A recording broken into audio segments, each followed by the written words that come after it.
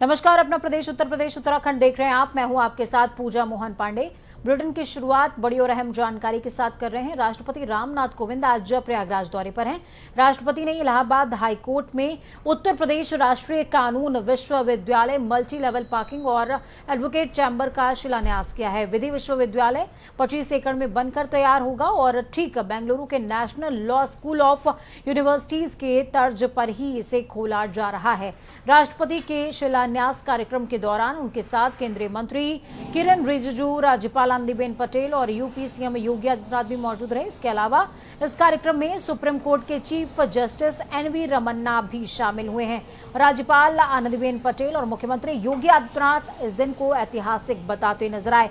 4 तस्वीरें जो महामहिम के प्रयागराज संगम नगरी दौरे को समेटे हुए हैं वो आपकी टीवी स्क्रीन पर आप देख सकते हैं। संगम नगरी में पहुंचे जब राष्ट्रपति रामनाथ कोविंद तो उनकी अगवानी करी मुख्यमंत्री और राज्यपाल आनंदीबेन पटेल ने। और दूसरी तस्वीर शहर के चप्पे चप्पे पर नाकाबंदी की गई थी, सुरक्षा व्यवस्था चाक चौबंद नजर आई। और तीसरी तस्वीर कई करोड़ की परियोजनाओं का शिलान्यास इस दौरान हुआ है। साथ में मल्टी लेवल पार्किंग की तस्वीरें भी आप देख पा रहे हैं, उसकी आधारशिला रखी गई है। और ठीक इसी तरह की जैसा मॉडल आपकी टीवी स्क्रीन पर आप देख पा रहे हैं मल्टी लेवल पार्किंग का, ऐसा ही मल्टी लेवल पार्किंग बनकर तैयार होगी जिसका आधारशिला आज रखी गई है।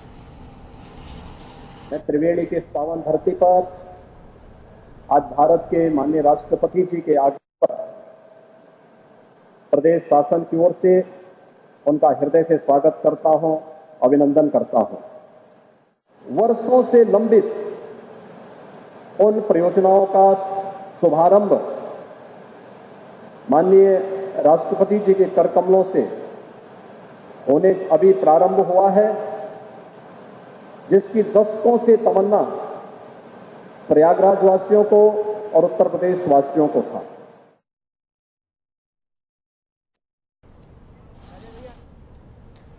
तो आपको बता दें कि बेहद खास ये दौरा, इस दौरान करोड़ों की सौगात दी है रामनाथ कोविंद ने और इस दौरान मुख्यमंत्री खुद मौजूद रहे। सुप्रीम कोर्ट के चीफ जस्टिस भी इस दौरान मौजूद थे, एनवी रमन्ना, और साथ में मुख्यमंत्री और राज्यपाल आनंदीबेन पटेल ने इस दिन को बेहद खास बताया है।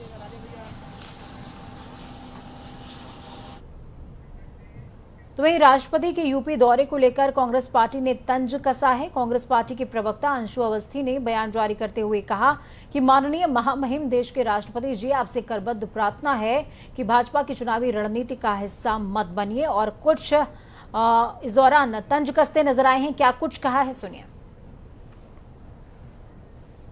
जनता पार्टी माननीय महामहिम देश के राष्ट्रपति जी, आपसे उत्तर प्रदेश के लोग और देश के लोग करबद्ध प्रार्थना करते हैं कि लोकतंत्र की लोकलज्जा को बनाए रखिए, भारतीय जनता पार्टी की चुनावी राजनीति का हिस्सा मत बनिए। उत्तर प्रदेश में लोगों को याद है कि जब लोगों को कोरोना काल में बेड और ऑक्सीजन नहीं मिल रहे थे, उस समय सबसे ज्यादा जरूरत थी, तब आपने उत्तर प्रदेश की तरफ ध्यान नहीं दिया। और तीसरे महीने में तीसरा दौरा, लेकिन जब हाथरस की बेटी को आधी रात को जलाया गया, सरकार पीड़ित को धमका रही थी और बलात्कारी अपराधियों को बचा रही थी, उस समय आपने उत्तर प्रदेश को ध्यान नहीं दिया।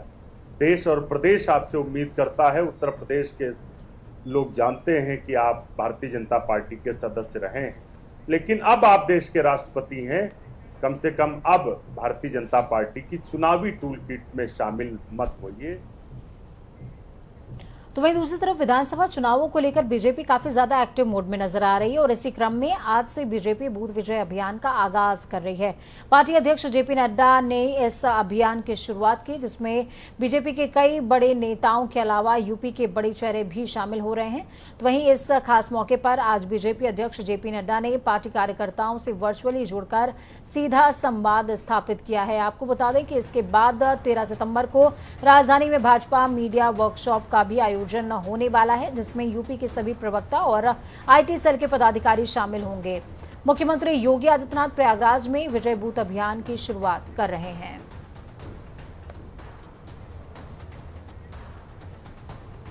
तो बेहद खास है आज का दिन, क्योंकि विजय बूथ अभियान का आगाज हो रहा है इस खबर पर ज्यादा जानकारी के लिए ग्राउंड जीरो का रुख कर लेते हैं। हमारे साथ में हैदर मौजूद हैं गाजियाबाद से, साथ में हमारे साथ में अनूप राजधानी लखनऊ से मौजूद हैं। अनूप, कैसी तस्वीरें देखने को मिल रही हैं इस दौरान भाजपा मुख्यालय में, क्योंकि बेहद खास है ये आज का दिन बीजेपी के लिए?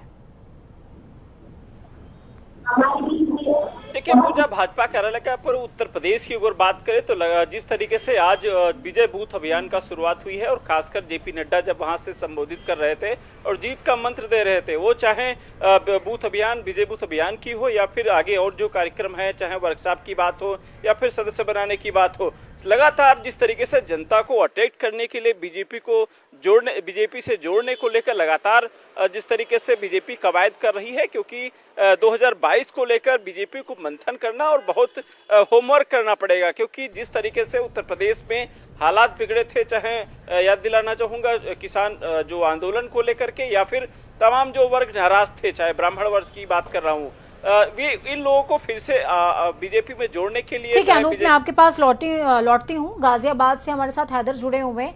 हैदर, इस समय बीजेपी मुख्यालय जहां पर बूथ विजय अभियान का आगाज चल रहा है वहां पर मौजूद है।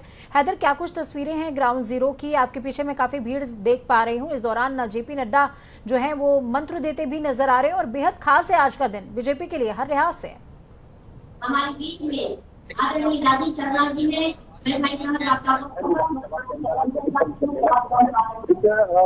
अगर 300 लोगों को बुलाया गया है, तो महल के लोग हैं जो प्रबुद्ध वर्ग हैं, उनको जो व्यापारी भी है, जिनको लेकर योगी आदित्यनाथ जी ने जो अपराधी थे उनको जेल पहुंचाने का काम किया है, उनको राहत दिया व्यापारी को, आज इनको ही बुलाया गया है। अभी तक जो इंस्पेक्टर मंत्री है दिनेश शर्मा वो अभी नहीं आए कर रहे हैं। अगर देखा जाए तो कहीं जहाँ प्रबुद्ध वर्ग को निभाने के लिए और विपक्ष पार्टी भी ठीक है। हैदर, अगर आप कैमरा टिल्ट करके एक बार दिखा पाएं कि कैसी तस्वीरें हैं इस समय मुख्यालय की, तो मेरे ख्याल में दर्शकों को थोड़ा समझने में आसानी होगी कि किस तरीके से वर्चुअल कार्यक्रम का यहाँ पर आयोजन किया जा रहा है। मैं आपके पीछे स्क्रीन भी देख पा रही हूँ और इस ऑडिटोरियम में तमाम दर्शकों को बता दें कि हर एक जिले में इसी तरीके से वर्चुअल कार्यक्रम का आयोजन किया गया है, जहां पर तमाम जो कार्यकर्ता हैं वो मौजूद हैं। जेपी नड्डा सीधे तौर पर जुड़े हुए हैं और उनसे बातचीत भी कर रहे हैं। कानपुर का रुख कर लेते हैं। अभिनव हमारे साथ कानपुर से जुड़े हुए हैं। अभिनव, क्या कुछ तस्वीरें कानपुर की हैं? औद्योगिक नगरी है, ऐसे में बीजेपी के लिए बेहद खास है कानपुर भी। मैं आपको बता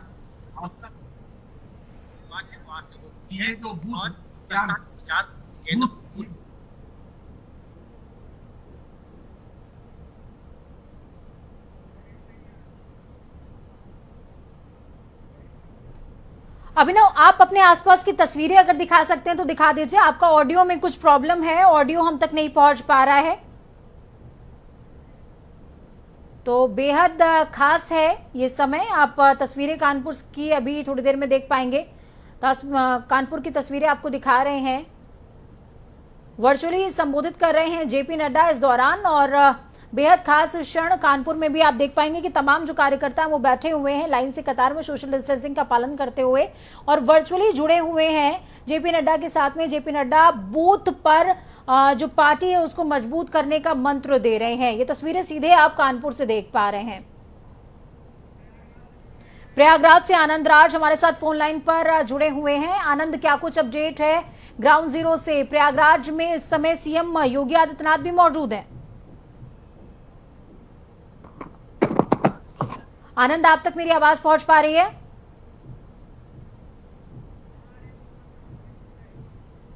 हेलो आनंद, आप तक मेरी आवाज पहुंच पा रही है? सीएम इस समय बूथ विजय अभियान का आगाज कर रहे हैं प्रयागराज से। जी जी बिल्कुल कर रहे हैं। देख, 4 मंत्री हैं जो आगाज कर रहे हैं। आपको केशव प्रसाद मौर्य हैं, प्लस योगी आदित्यनाथ स्वयं भी कर रहे हैं। आपको बताते 4 मंत्रियों ने इसकी कमान संभाल रखी है और प्रयागराज के एक सर्किट हाउस में है, दूसरा ज्वाला देवी इंटर कॉलेज में है और कई जगहों पर यह कार्यक्रम चल रहा है। और अब बस सीएम का ही भाषण शुरू होने वाला, जिसे सुनने वाले लोगों के लिए भीड़ भी खासा जमी है। जी पूजा जी। बिल्कुल आनंद, बहुत शुक्रिया हमारे साथ जुड़ने के लिए, हम जानकारी ग्राउंड जीरो से साझा करने के लिए। हैदर हमारे साथ में जुड़े हुए हैं लगातार। हैदर, क्या कुछ तस्वीरें हैं ग्राउंड जीरो की? एक बार आप तमाम दर्शकों को दिखाने की कोशिश कीजिए और जेपी नड्डा क्या बोल रहे हैं, अगर आप ये बता सकें तमाम दर्शक जो इस समय आपको सुन पा रहे हैं उन्हें। तो हमारे बीच में हमारे बीच में शिक्षक, हमारे बीच में ये चलिए, अदर से हमारा संपर्क नहीं हो पा रहा है। अनूप हमारे साथ राजधानी लखनऊ से जुड़े हुए हैं। अनूप, बेहद खास है आज का दिन बीजेपी के लिए, क्योंकि बीजेपी की जब हम कार्यशैली पर नजर डालते हैं तो ग्राउंड जीरो पर वर्क करने की बात बीजेपी की तरफ से कही जाती है, और आज तो बूथ विजय अभियान का आगाज बीजेपी कर रही है। तो क्या ये माना जाए कि ग्राउंड जीरो के लिए अब औपचारिक तौर पर शंखनाद मान लिया जाए इसको बीजेपी का 2022 विधानसभा चुनावों के लिए? बिल्कुल पूजा, क्योंकि बीजेपी जब किसी चुनाव से के साथ उतरती है तो पूरे अभियान के साथ उतरती है, पूरी तैयारी के साथ उतरती है। अब यही वजह है कि बीजेपी बूथ स्तर की तैयारी कर रही है, यानी बूथ पर अगर विजय होगी तो विधानसभा पर विजय होगी, और विधानसभा पर जब विजय होगी तो उत्तर प्रदेश में फिर से बीजेपी की सरकार होगी। इसी वजह से बूथ स्तर की तैयारी, यानी कहीं न कहीं जो जमीनी जो तैयारी है वो बीजेपी की है। और इस जिस तरीके से आज बीजेपी विजय बूथ का अभियान की शुरुआत हुई और केंद्रीय नेतृत्व भी जुड़ा है, सबसे बात अहम है पूजा, क्योंकि जब किसी प्रदेश का चुनाव होता है और जब केंद्रीय नेतृत्व जुड़ता है तो कहीं न कहीं उसमें जो हौसला अफजाई करते हैं और साथ ही साथ जो कार्यकर्ताओं का हौसला वो अफजाई होता है, और उसकी ताकत के साथ में जो कार्यकर्ता है वो लोगों को जोड़ने के लिए जुड़ जाते हैं। अब देखने होगा विजय बूथ अभियान का किस तरीके से जो कार्यकर्ता हैं या फिर सरकार की योजनाएं हैं वो किस तरीके से प्रेजेंटेशन जनता के बीच में जाएंगे और जनता को बीजेपी की तरफ फिर से जोड़ेंगे। लेकिन जिस तरीके से आज जो भीड़ बूथों पर देखने को मिल रही है, सीएम योगी आदित्यनाथ प्रयागराज में है, उनको सुनने के लिए, जाहिर सी बात ऐसे में जब सीएम योगी आदित्यनाथ अपना उद्बोधन करते हैं तो एक हिंदुत्व का चेहरा है, लोग जुड़ते हैं, अट्रैक्ट होते हैं। तो ऐसे में बूथ विजय अभियान एक बहुत बड़ा महत्वपूर्ण एक आज आगाज है इसकी। बीजेपी जो कार्यकर्ता हैं उनके लिए संदेश है एक केंद्रीय नेतृत्व का, और मुख्यमंत्री खुद इस पर कमांड संभालिए तो जाहिर सी बात ठीक है। आप चारों का ही हमारे साथ जुड़ने के लिए बहुत बहुत शुक्रिया। अहम जानकारी साझा करने के लिए ग्राउंड जीरो से। अपना बहुत ज्यादा ख्याल रखिए। तो आपने मेन जो क्षेत्र हैं, महानगर हैं, उनकी कुछ अहम तस्वीरें देखी हैं, हमने संगम नगरी की तस्वीर आपको दिखाई, साथ में राजधानी लखनऊ में क्या कुछ हलचल इस समय देखने को मिल रही है, साथ में आपको दिखाया कि कानपुर में कैसे हालात हैं। गाजियाबाद से हैदर अली हमारे साथ में जुड़े थे, आपने ग्राउंड जीरो की तस्वीरें देखी, किस तरीके से कार्यकर्ता जो बैठे हुए हैं सोशल डिस्टेंसिंग का पालन करते हुए बूथ विजय अभियान का मंत्र ले रहे हैं जेपी नड्डा से। कानपुर की तस्वीरें भी आपने देखी, छोटे छोटे क्षेत्र भी हैं, उनसे भी कार्यकर्ता जुड़े हुए हैं, यानी कि ये माना जाए कि शक्ति के साथ में अब ग्राउंड जीरो पर बीजेपी उतर रही है। खबरों में आगे बढ़ते हैं। बीजेपी तो बूथ विजय अभियान कर रही है, कांग्रेस क्या कर रही है? कांग्रेस की प्रियंका गांधी इस समय महासचिव हैं और वो उत्तर प्रदेश में मौजूद है। उत्तर प्रदेश विधानसभा चुनाव 2022 को लेकर भाजपा जोरों शोरों से तैयारी कर रही है। बीजेपी प्रदेश में सभी वर्गों को रिझाने और का पूर्ण प्रयास कर रही है। इस बीच खबर यह भी है कि सीएम योगी चुनाव से पहले जिलों की जमीनी हकीकत को परखने के लिए अगले हफ्ते जिलों का दौरा करने वाले हैं। सूत्रों के मुताबिक सीएम योगी अगले हफ्ते से प्रदेश के अलग अलग जिलों में ताबड़तोड़ दौरा करेंगे। दौरे के मद्देनजर सीएम योगी ने सभी मंडलायुक्तों, जिलाधिकारियों को विकास की योजनाओं और सरकार की कल्याणकारी योजनाओं की पूरी रिपोर्ट तैयार करने के निर्देश दे दिए हैं।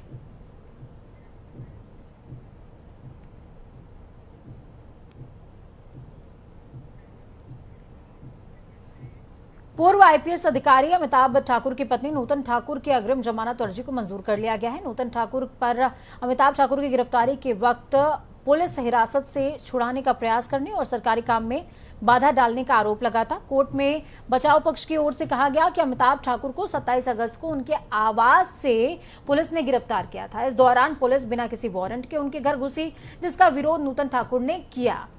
ये भी कहा कि अमिताभ ठाकुर की गिरफ्तारी बिना किसी कोर्ट के आदेश की गई थी और जमानत अर्जी का विरोध करते हुए कोर्ट में कहा गया कि जिस समय पुलिस ने अमिताभ ठाकुर को गिरफ्तार करने के लिए कोशिश करी, उस वक्त नूतन ठाकुर ने सरकारी कार्यों में बाधा डाली है। पूरे मामले की सुनवाई करते हुए कोर्ट ने नूतन ठाकुर की जमानत अर्जी को फिलहाल के लिए स्वीकार कर लिया।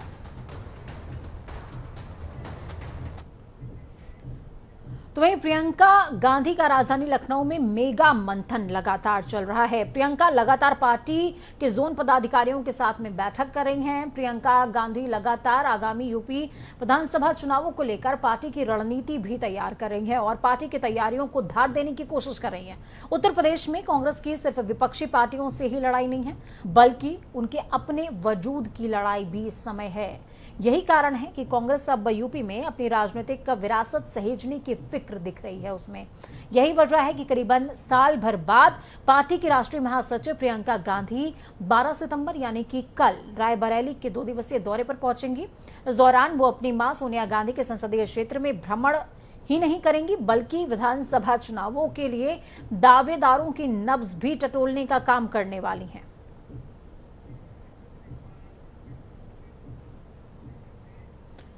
तो दूसरी तरफ यूपी सरकार की तरफ से टीकाकरण का काम बहुत तेजी से किया जा रहा है। कई लोगों का टीका लग चुका है, लेकिन फिर भी प्रधानमंत्री नरेंद्र मोदी के संसदीय क्षेत्र वाराणसी में स्थिति ठीक नहीं है। वाराणसी के IMS BHU में लगे कोरोना जांच की 2 RT-PCR मशीनें सिर्फ BHU अस्पताल में ही भर्ती मरीजों की जांच कर रही हैं और वाराणसी सहित बाकी के 8 जनपदों के मरीजों की जांच को बंद कर दिया गया है। इसके पीछे वजह पिछले 2 वित्तीय वर्षों के बकाया राशि 55 करोड़ के भुगतान का ना होना बताया जा रहा है। BHU के सर सुंदरलाल अस्पताल के चिकित्सक अधीक्षक प्रोफेसर के गुप्ता ने बताया है कि पिछले 1.5 सालों से जब से कोविड शुरू हुआ है तभी से उनके IMS BHU में माइक्रोबायोलॉजी विभाग और VRDA लैब में RT-PCR मशीनें लगाई गई थी। करीबन 10,000 से ज्यादा टेस्ट किए जा रहे हैं। वहीं दूसरी तरफ अलीगढ़ मुस्लिम विश्वविद्यालय छात्र संघ के पूर्व उपाध्यक्ष हमजा सूफियान ने वाइस चांसलर तारिक मंसूर पर कैंपस से हिंदी उर्दू को खत्म करने का आरोप लगाया। दरअसल एक निबंध कंपटीशन को सिर्फ इंग्लिश भाषा में कराए जाने को लेकर यह आरोप लगाया गया है। मोहम्मद हमजा ने कहा कि मौजूदा VC ने अभी एक लेटर जारी किया जिसमें इंग्लिश निबंध कंपटीशन रखा गया। मैं VC से पूछना चाहता हूं कि आखिर हिंदुस्तान के 8वें शेड्यूल के अंदर 22 जवानों का रिकॉग्नाइजेशन किया गया जिसमें हिंदी और उर्दू है। आपने इन भाषाओं को खत्म कर दिया है। हमेशा से 3 भाषाओं में कंपटीशन हुआ करता था। क्या आप हिंदुस्तान की संस्कृति के खिलाफ हैं? देखिए, ये जो अभी मौजूदा वाइस चांसलर ने अभी एक लेटर जारी किया जिसमें इंग्लिश ज़बान में एक कंपटीशन ऐसे कर रखा है, मैं इस वाइस चांसलर से ये पूछना चाहता हूँ कि आखिर हिंदुस्तान के 8वें शेड्यूल के अंदर 22 ज़बानों को रिकॉग्नाइज़ किया गया जिसमें हिंदी और उर्दू हैं। आपने उन दोनों ज़बानों को क्यों ख़त्म कर दिया? आज से पहले हमेशा से तीनों ज़बानों में ऐसे कंपटीशन होता आ रहा है। क्या आप हिंदुस्तान की संस्कृति के ख़िलाफ़ हैं? और आप यकीन जानिए, इनका 4 साल का टेन्योर हो गया है। इन वाइस चांसलर की करतूत देख के ये यकीनी तौर पे कहा जा सकता है कि ये वाइस चांसलर एंटी यूनिवर्सिटी है। हमीरपुर जिले के मौधा कस्बे में रविवार यानी कि कल होने वाले राकेश टिकैत की सभा के लिए प्रशासन ने अनुमति नहीं दी है, लेकिन भारतीय किसान यूनियन के राष्ट्रीय पंचायत के लिए जोरदार तैयारियां भी चल रही हैं। मौधा की गल्ला मंडी को साफ किया जा रहा है, मंच तैयार हो रहा है। भारतीय किसान यूनियन के अध्यक्ष श्रीनाथ उर्फ रजा मोहम्मद खुद मौके पर तैयारियां का जायजा ले रहे हैं। अध्यक्ष श्रीनाथ ने बताया कि प्रशासन अनुमति दे या ना दे, टिकैत साहब आएंगे और पंचायत होगी जिसमें करीबन 1 लाख किसानों की भीड़ इकट्ठा होगी। देखो, सीओ साहब से बात हुई है, डाक बंगला के लिए SDM साहब से बात हुई है, लेकिन वो डाक बंगला देने के लिए तैयार नहीं है। हमने कहा कि भाई डाक बंगला दे दीजिए, तो उन्होंने कहा नहीं, डाक बंगला नहीं मिलेगा। तो डाक बंगला ना मिले, हम लोग तो किसान आदमी है, हम लोग छपरिया तरह खाना खा लेंगे, डाक बंगला की हमें आवश्यकता भी नहीं है। तो आपको तो परमिशन यहाँ की भी नहीं मिली मंडी में कार्यक्रम करने की? देखो, परमिशन मिले या ना मिले, कार्यक्रम तो होगा। टिकैत जी का बुंदेलखंड में पहला कार्यक्रम है। अब हम परमिशन। तो वहीं ताजनगरी आगरा में डेंगू और वायरल फीवर के मरीजों की संख्या में लगातार इजाफा देखने को मिल रहा है। SN मेडिकल कॉलेज के अनुसार अब तक डेंगू के कुल 66 मरीज इलाज के लिए पहुंचे, जिनमें से 47 को स्वस्थ होने के बाद डिस्चार्ज भी किया जा चुका है। फिलहाल अस्पताल में 19 डेंगू के मरीज अभी भी भर्ती हैं। इनमें से 10 मरीज बाल रोग वार्ड में हैं, जबकि 9 मरीजों का मेडिसिन विभाग के डेंगू वार्ड में इलाज चल रहा है। खबरों में आगे बढ़ेंगे, बात होगी देवभूमि की। मुख्यमंत्री पुष्कर सिंह धामी ने CM आवास में चारधाम तीर्थ पुरोहित हक हकूकधारी महापंचायत समिति के प्रतिनिधि मंडल से मुलाकात करी है, बातचीत करी है। मुख्यमंत्री धामी से वार्ता के बाद चारधाम तीर्थ पुरोहित हक हकूकधारी महापंचायत समिति ने 30 अक्टूबर तक चारों धाम में किए जा रहे धरना प्रदर्शन और आंदोलन को स्थगित कर दिया।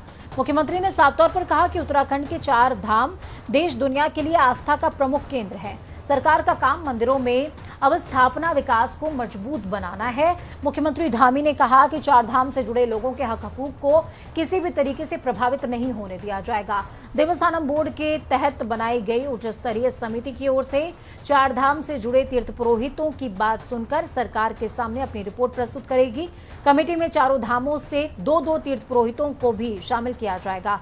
मुख्यमंत्री ने कहा, राज्य हित में जो होगा वो काम किया जाएगा। प्रतिनिधिमंडल में शामिल पदाधिकारियों का कहना है कि 30 अक्टूबर तक सरकार चारधाम देवस्थानम बोर्ड को लेकर कोई न कोई फैसला जरूर करना चाहती है। आज बड़ा सौभाग्य है, बहुत ही ऊर्जावान माननीय मुख्यमंत्री जी, जिनके अंदर मुझे लगा पूरी ऊर्जा से भरे हुए आज उन्होंने हमको आमंत्रित किया था और हम सब लोग उनके पास गए। माननीय भट्ट जी किशोर भाई के बड़ा सानिध्य हमारे छोटे भाई हैं। हम लोग उनको मिले माननीय मुख्यमंत्री जी को, चारों धाम के लोग, और माननीय मुख्यमंत्री जी ने स्पष्ट ये बात रखी कि जो हाई पावर कमेटी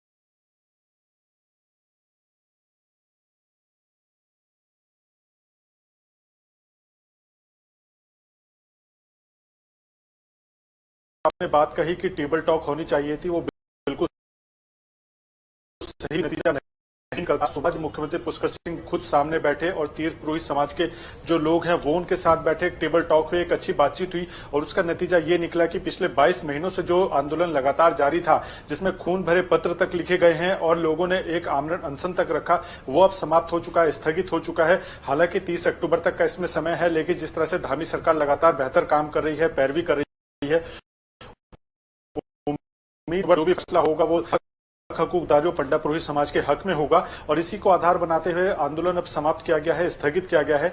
तो सरकार की पूरी कोशिश यही है कि चारों धाम जो विश्व पटल पर एक आस्था का प्रतीक है, उससे कोई एक गलत संदेश नहीं जाना चाहिए, चाहे आम जनता के बीच, चाहे तो इसको लेकर खुद मुख्यमंत्री धामी ने एक पहल करते हुए टॉक की और उसका नतीजा निकला कि 30 अक्टूबर तक स्थगित हुआ है आंदोलन। और इसी बीच सरकार के पास पर्याप्त समय है कि वो अपनी कमेटी के माध्यम से या खुद से फैसला लेकर कोई एक बड़ा फैसला ले जो नजीर बने। तो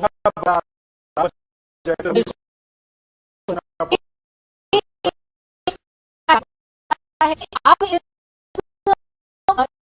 बन जाए कि उसके चलते सरकार को भी सोचना पड़े, समझना पड़े। और ये एक मौका है सरकार के पास, ये एक मौका है अजीत कि अब ये जो विषय है इसको डाइल्यूट किया जाए। बहुत शुक्रिया हमारे साथ जुड़ने के लिए, हम जानकारी ग्राउंड जीरो से साझा करने के लिए।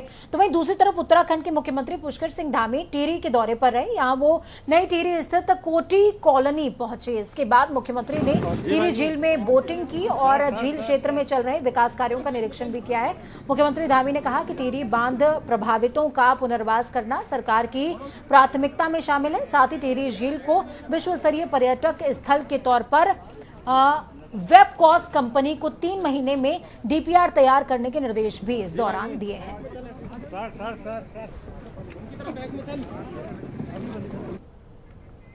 आम आदमी पार्टी के संयोजक और दिल्ली प्रदेश के मुख्यमंत्री अरविंद केजरीवाल ने देहरादून में आकर उत्तराखंड को आध्यात्मिक राजधानी बनाने की घोषणा की थी। घोषणा को हकीकत का रूप देने के लिए आम आदमी पार्टी ने वेबसाइट लॉन्च करते हुए आम जनता से सुझाव मांगने का काम शुरू कर दिया है। आपके वरिष्ठ नेता और CM face colonel Ajay Kothiyal ने पत्रकार वार्ता करते हुए इसकी जानकारी साझा की है। वक्त यहां पर छोटे से ब्रेक का है। ब्रेक के उस पार खबरों का सफर लगातार जारी रहेगा। बने रहिए जनता टीवी के साथ, क्योंकि हमें आपकी ताकत, अपना और अपनों का बहुत ज्यादा ख्याल रखिए। नमस्कार।